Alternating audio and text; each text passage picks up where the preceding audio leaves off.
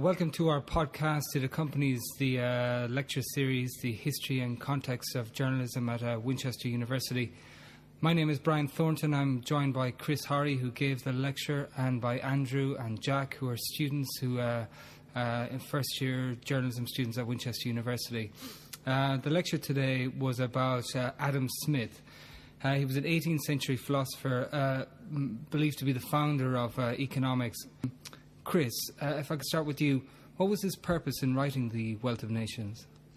It's an attempt at the scientific analysis of society, very much in Newtonian terms, to see whether we can discover laws of human behaviour akin, by metaphor if nothing else, to the types of laws of natural phenomena that Newton and others had discovered at that time. So it's written in the style of a scientific document, amassing data, trying to deduce themes from it. And what it addresses, the main question is, simply why is one country richer than another? And one interesting thing about it for today is a lot of the book concerns China.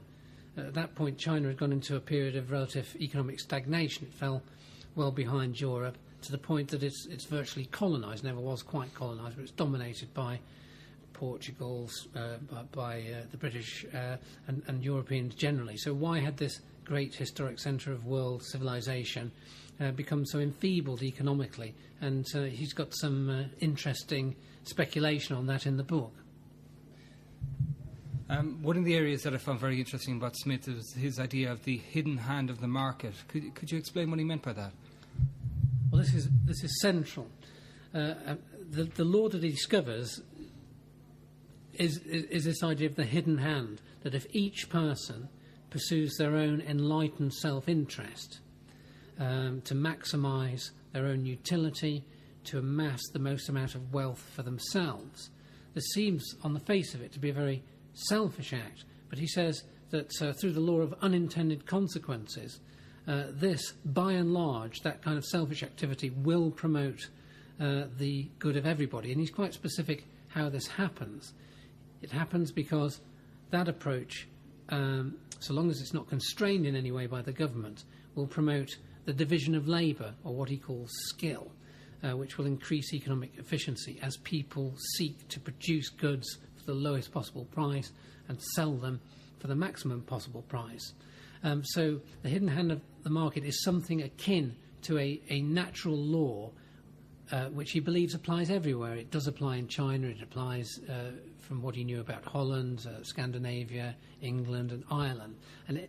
And where the hidden hand of the market is allowed to act without constraint, as he sees it, you get rapid growth in wealth. And that's really pretty much the nub of the book. It appears to me that Smith was very much a product of his time. He a lot of the events, the historical events that were happening in his lifetime, influenced his work and sort of defined his thinking. Can you sort of outline some of those, especially in terms of Scottish history? That's right. He was Scottish, and he's known as a figure in the Scottish Enlightenment. We discussed in this lecture series previously what you might call the French Enlightenment, people like Descartes and so on. This is the Scottish Enlightenment. It has a very different character. These people are empiricists. They believe themselves to be scientists. Famously, Smith was a professor of philosophy and moral philosophy at Glasgow University at the same time as James Watt, the inventor of the steam engine. So what's happening at that time is Scotland is undergoing an economic transformation because of its recent union with England. It happens in the Act of Union 1707. And this creates a kind of common market, that's the old word for the EU, whereby suddenly the number of opportunities that the Scottish in particular have to trade increases massively, because it gives them access to London so they can sell their labour, their goods and their services to England, to London. But beyond that, they can sell it to the English Empire, as it was, or the English colonies in North America. The Scottish didn't have their own colonies. They tried to set one up in Darien in Panama, but it failed. So now suddenly they've got this cheap labour in Scotland, because this is the period when the clan system of the Highlands is being destroyed. People are migrating to Glasgow and Edinburgh, the lowlands. They form a pool of very cheap labour who can be exploited, to use that word in its non-pejorative sense, to create cheap goods and services that can be sold throughout the British Empire. If I can bring in Jack at this point. Jack, what was your take on Adam Smith?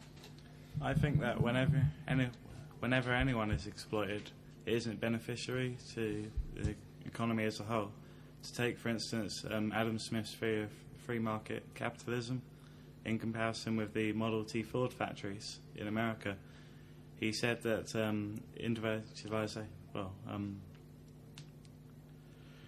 skills, giving everyone a different skill, would benefit everyone.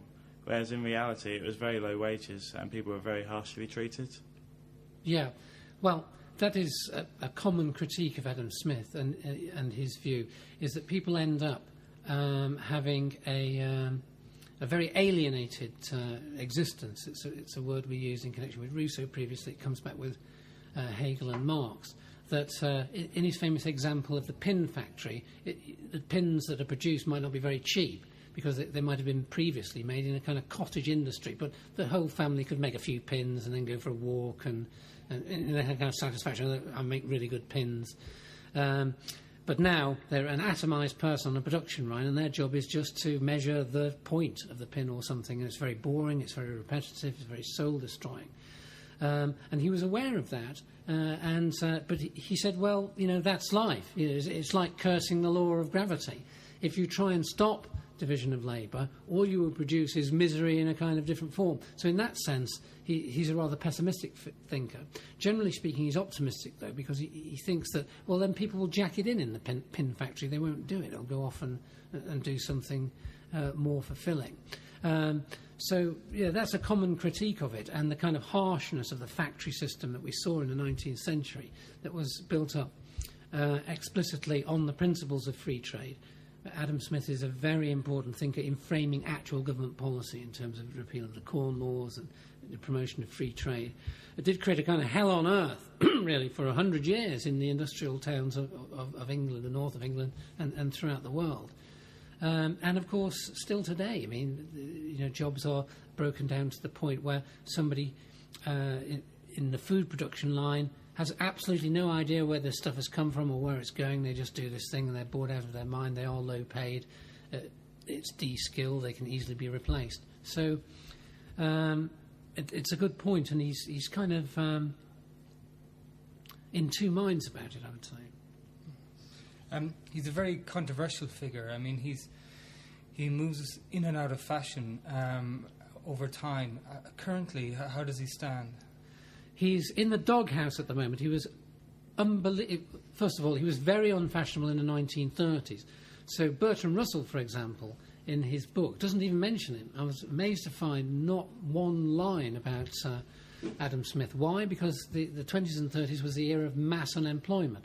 Now, one of the consequences of the hidden hand of the market and of what's called classical economics generally is that unemployment is impossible. It's an affront to nature, like levitation or hovering. It's against the law of gravity. You could have temporary unemployment as people move out of the pin factory because nobody wants pins anymore into whatever it is doing next.